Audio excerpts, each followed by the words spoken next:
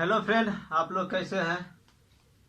अभी जो चल रहा है यूजीसी नेट का टेस्ट सीरीज एमसीक्यू, जो पिछले में देखे थे पाषाण काल देखे थे, आज सिंधु घाटी सभ्यता लेके आए हुए हैं। जो इससे संबंधित इम्पोर्टेंट क्वेश्चन है जो पूछने दिसंबर 2023 में होने वाले एग्ज़ाम है, जो 6 दिसंबर से 22 दिसंबर तक एग्ज़ाम होगा।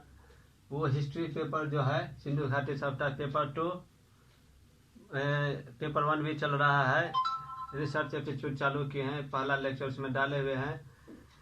रिसर्च क्या है उसका उद्देश्य, और आज फिर सिंधु घाटी सभ्यता लेके आए हैं।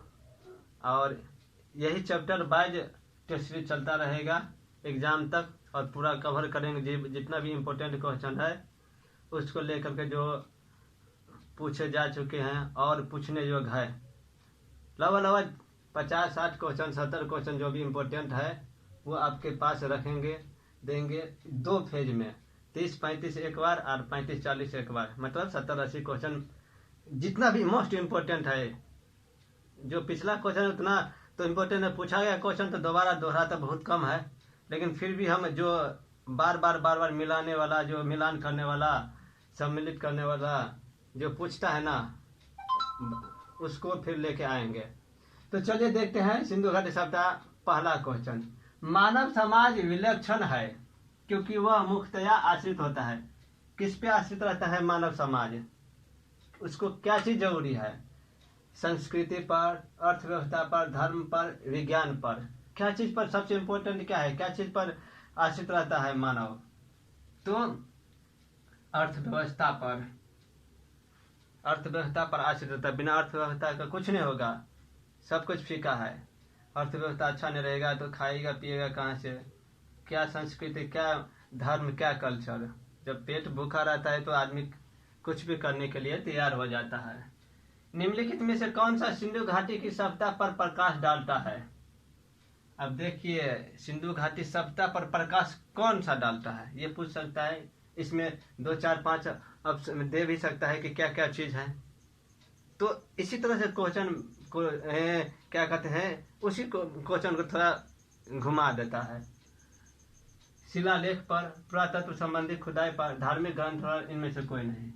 सिंधु घाटी सभ्यता सबसे ज्यादा क्या चीज पर आश्रित है? किस चीज से मिला है सिंधु घाटी सभ्यता के? तो मिला है पुरातत्व संबंधी खुदाई पर। खुदाई से सबसे ज्यादा मिला है, जो भी चीज मिला है सो। सिंधु घाटी सभ्यता जानी जाती है किस लिए? सिंधु घाटी सभ्यता किस लिए जानी जाती है? अपने नगर नियोजन के लिए, मोहनजोदड़ो और हड़प्पा के लिए, अपने कृषि संबंधी कार्य के लिए, अपने उद्योगों के लिए। किसके लिए सिंधु घाटी सभ्यता जानी जाती है? एक इसमें क्वेश्चन और भी निकल सकता है, इसलिए याद रखिएगा। नगर नियोजन के लिए, मोहनजोदड़ो हड़प्पा के लिए, अपने कृषि संबंधी के लिए, अपने उद्योगों के लिए, ये भी क्वेश्चन बन सकता है, इसलिए याद रखिएगा ऑप्शन सहित। 1 और 2 दोनों, 1, 2 और 3, 2, 3 और 4, इनमें से सभी किस पर आश्रित है? तो हर एक चीज पे, सभी पे, इनमें से सभी पे आश्रित है। नगर नियोजन था ही, मोहन और हड़प्पा सभ्यता विख्यात था ही, अपने कृषि संबंधी कार्य के लिए कृषि भी, यहाँ पे उद्योग धंधे भी अच्छा खासा चल रहा था। तो इनमें से सभी पे या सभ्यता के लिए जानी जाती है। हड़प्पा संस्कृति के स्थल एवं उनकी स्थिति संबंधी निम्नलिखित युगों में से कौन एक सही सम्मिलित नहीं है? ये सब हड़प्पा मतलब संस्कृति का जो स्थल है, जगह है, उससे संबंधित है। इसमें युग को कौन नहीं है संबंधित, वो देखिएगा। गलत कौन है?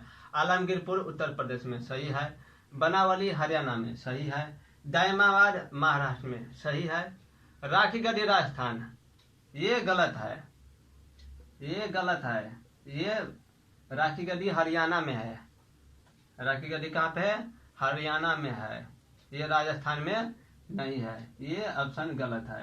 ये सब हड़प्पा संस्कृति संबंधित क्या है तो स्थल है। निम्नलिखित कथनों पर विचार कीजिए एवं नीचे दिए गए कूट से सही उत्तर चुनिए। अब देखिए, कूट से संबंधित से उत्तर, मोहनजोदड़ो, हड़प्पा, रोपर एवं कालीबंगा सिंधु घाटी सभ्यता के लिए प्रमुख स्थल है। क्या सही है?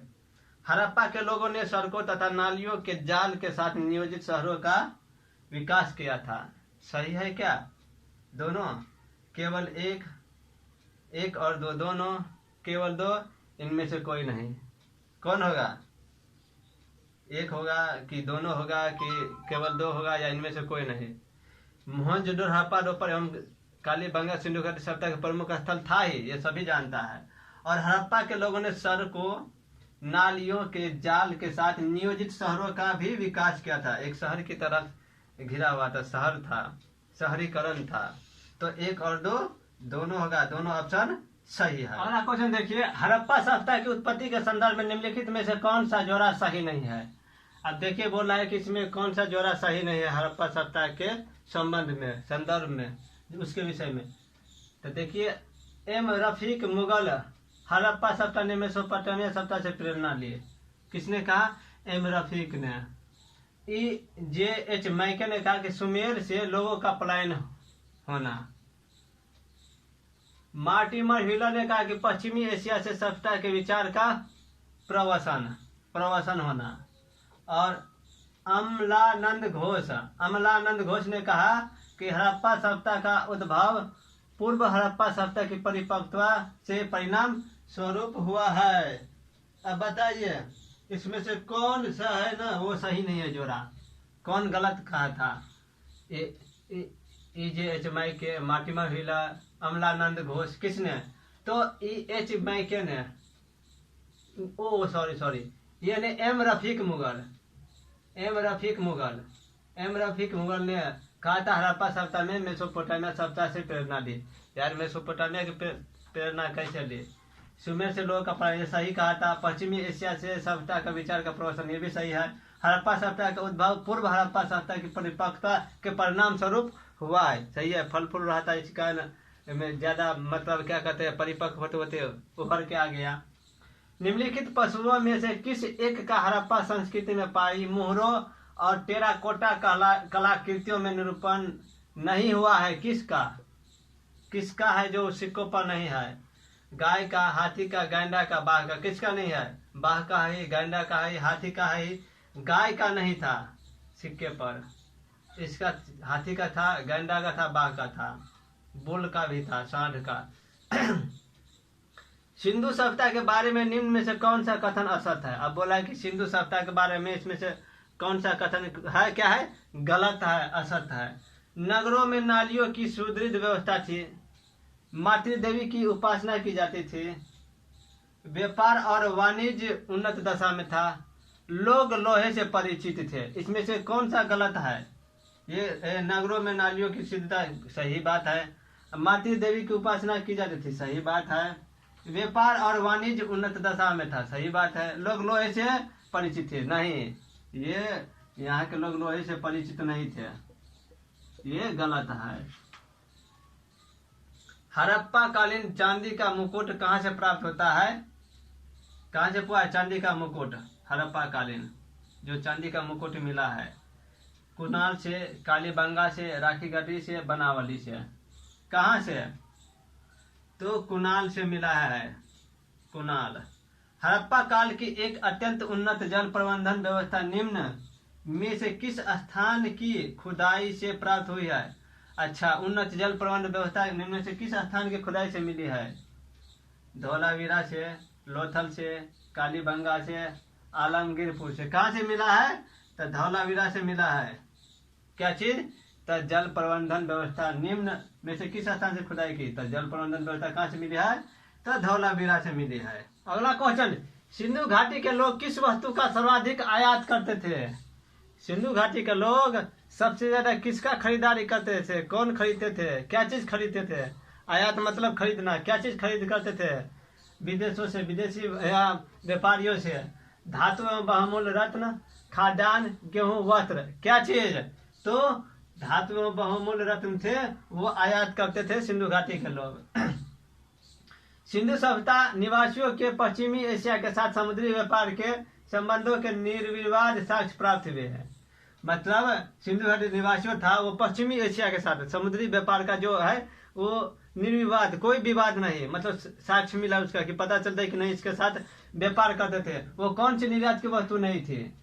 और चीज निर्यात होता था और वस्तु नहीं थी। मयूर, घोड़ा, हाथी दांत मोती, कौन था जो निर्यात नहीं करते थे? तो घोड़ा, घोड़ू निर्यात की वस्तु नहीं थे। निम्नलिखित में से किसे सुमेरियन लेखों में उगते सूर्य तथा हाथियों का देश कहा जाता था? निम्नलिखित में से किसे सुमेरियन लेखों में से उगते सूर्य तथा हाथियों का देश कहा जाता है? दिलमुन, मेलुहा, माकन, उम्मा। किसको? तो दिलमुन को सुमेरियन लेखों में उगते सूर्य तथा हाथियों का देश कहा जाता है, दिलमुन को। सैंधव व्यापार केंद्रों तथा मेसोपोटामिया के बीच मध्यस्थ बंदरगाह कौन था? सैंधव व्यापार तथा मेसोपोटामिया दोनों के बीच जो व्यापार होता था ना, वो बीच में कौन था? कौन सा बंदरगाह पड़ता था? Elam, Oman, Meluha, Dilmun. कौन सा था? तो दिलमुन था। दोनों बीच का बंदरगाह, दोनों वहां पे जाकर के खरीदारी व्यापार करते थे उस बंदरगाह से। वो उधर चले जाते थे, अपना इधर आते थे। हड़प्पा काल में 2 सीमा चौकियां अफगानिस्तान तथा सोवियत मध्य एशिया में क्रमशः कहाँ थी? अब बताइए। हड़प्पा काल में 2 सीमा चौकियां अफगानिस्तान तथा सोवियत मध्य में एशिया में क्रमशः कहाँ थी? कहाँ थी? कहाँ थी?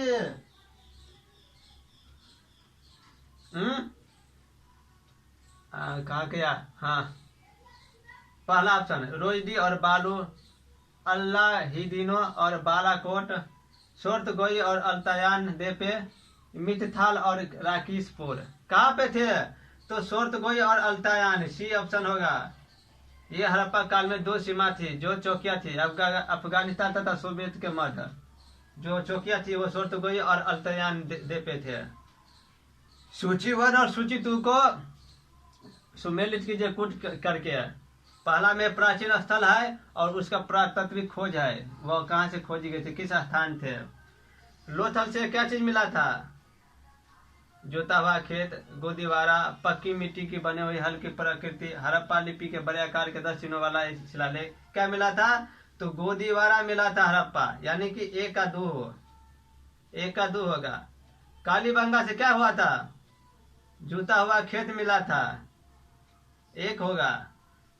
धौलावीरा से क्या मिला था? हड़प्पा लिपि के बड़े बड़े आकार के 10 चिन्ह वाला शिलालेख मिला था धौलावीरा से, तो सी का 4 हो जाएगा। बनावाली से 1 बच गया। ये पक्की मिट्टी की बनी हुई हल्की प्रकृति कहाँ से मिली है? बनावाली से मिली है, तो डी का क्या हो गया? तीसरा हो जाएगा। क्वेश्चन ये भी पूछ सकता था कि जुता हुआ खेत का साक्ष्य कहाँ से प्राप्त हुआ है, तो ये भी दे सकता है क्वेश्चन। गोदीवारा का साक्ष्य कहाँ से मिला है? पक्की मिट्टी की बनी हुई हल्की प्रकृति कहाँ से मिली है? हड़प्पन लिपि के बड़े आकार के 10 चिन्हों वाला एक शिलालेख कहाँ से मिला है? ये भी देगा। लोथल से क्या चीज मिला? ऑप्शन दे देगा। क्वेश्चन यहाँ पे आ जाता है। देखिए 4, 5, 7, 8 क्वेश्चन यहाँ पे बनता है, इसलिए इसको याद रखिएगा। समझ गए? इसको याद रखिएगा। अगला क्वेश्चन, मोहनजोदड़ो से प्राप्त पशुपति के मुहर पर निम्न में से कौन अंकित नहीं है? मोहनजोदड़ो से जो मिला है पशुपति की मुहर, उनमें से किसका अंकित नहीं है मुहर पर? हाथी, गैंडा, बाघ, बैल। किसका नहीं है? तो बैल का नहीं है मुहर पर। हड़प्पा संस्कृति का वह कौन सा पुरास्थल है जहाँ दुर्ग तथा नीचे का नगर दोनों अलग अलग प्राचीर से घिरे हुए हैं? कौन सा नगर है जहाँ नीचे का नगर जो है ना वह अलग अलग प्राचीर से घिरा हुआ है? अलग अलग प्राचीर से जो नीचे का नगर है। हड़प्पा, मोहनजोदड़ो, कालीबंगा या इनमें से कोई नहीं। किसका है? तो कालीबंगा। कालीबंगा जो पुरास्थल है वो दुर्ग तथा नीचे का नगर जो है वो प्राचीर से अलग अलग प्राचीर से घिरा हुआ है। सिंधु घाटी संस्कृति वैदिक सभ्यता से भिन्न थी। क्यों?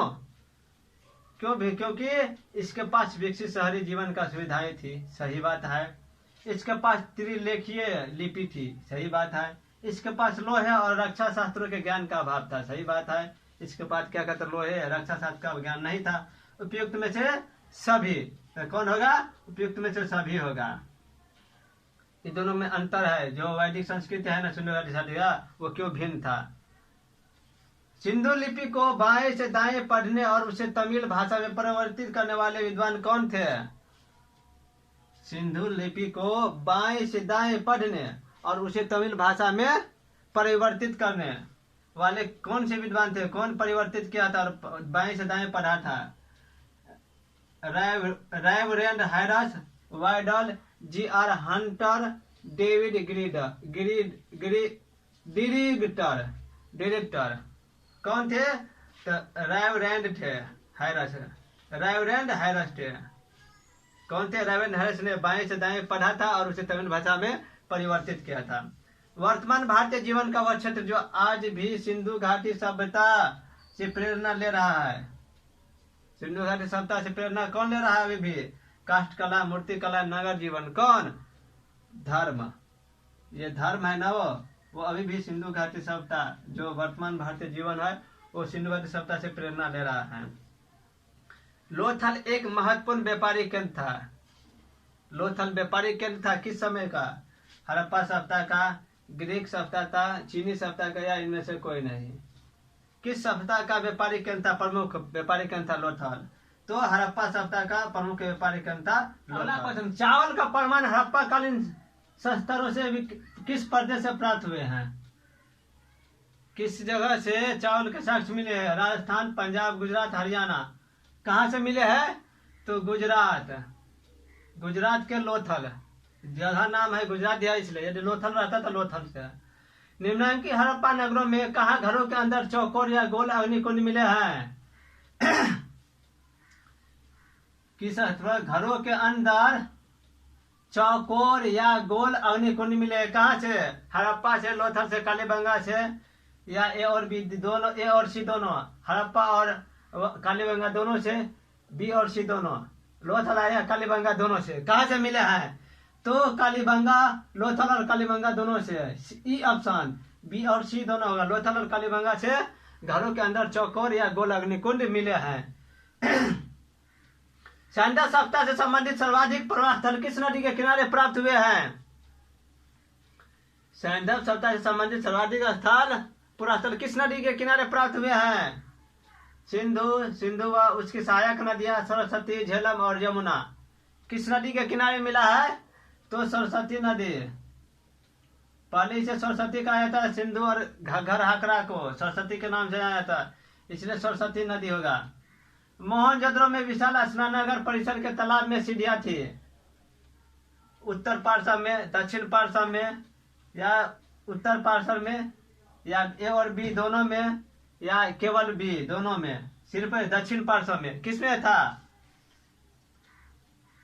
ए और बी दोनों में, दक्षिण भी और उत्तर और दक्षिण दोनों भाग थे, सीढ़ियां थे।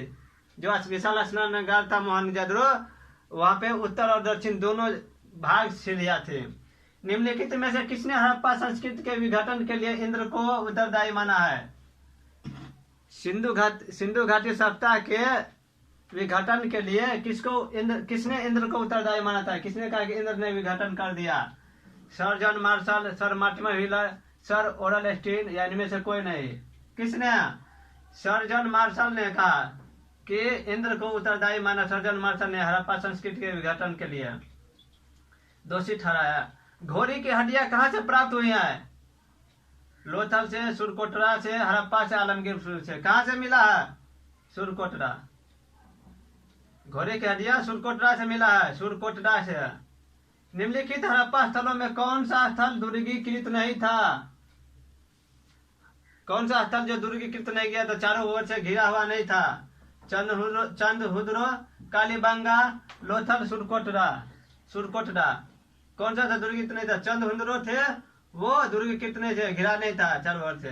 निम्नलिखित में से मोहनजोदड़ो जाने वाला पहला व्यक्ति कौन था?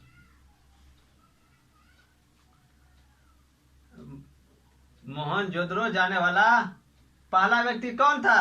Rakhaldas Banerjee, Sir R L. Stein, Dayaram Sahni, या इनमें से सब कौन था? राखालदास बनर्जी थे। वो राखालदास बनर्जी पहले मोहनजोदड़ो गया था, उसकी खुदाई किया था। तो जो इम्पोर्टेंट 30 क्वेश्चन था सिंधु सभ्यता से संबंधित, वो एमसीक्यू फर्स्ट में दे दिए। अब एमसीक्यू सेकेंड भी लाएंगे, उसमें 30-40 क्वेश्चन, 50 क्वेश्चन उसमें भी लाएंगे। उसमें भी इम्पोर्टेंट पूछने लायक जो है लगभग 70-80 क्वेश्चन ऐसे लाएंगे जो एग्जाम में आएगा। सिर्फ सिंधु घाटी सप्ताह से। तो आप लोग को ये वीडियो कैसा लगा तो लाइक कमेंट शेयर कीजिए और प्रैक्टिस कीजिए। दुआ करता हूँ कि आप लोगों का रिजल्ट हो जाएगा। अच्छा से प्रैक्टिस की तैयारी कीजिए, अभी 2 महीना का समय है। ऐसे ही टॉपिक पर लाएंगे। इसके बाद वैदिक काल, महाजनपद काल, मौर्य काल, गुप्ता काल, फिर दक्षिण जाएंगे, संगम, चालुक्य, इसी तरह से लेकर के टॉपिक पर 70 80 40 50 70 80 क्वेश्चन लेकर आएंगे। टकराएगा ही, कहाँ से क्वेश्चन पूछेगा, वही से ना। तो आप लोगों को ये वीडियो कैसा लगा तो लाइक कमेंट शेयर कीजिए, सब्सक्राइब कीजिए और अपने दोस्तों को भी शेयर कीजिए जिससे उसको भी फायदा मिल जाए। और सब्सक्राइब कर दीजिएगा तो अगला नोटिफिकेशन वीडियो का आ जाएगा आपको सुविधा। इसके लिए तब तक ले जय हिंद, जय भारत।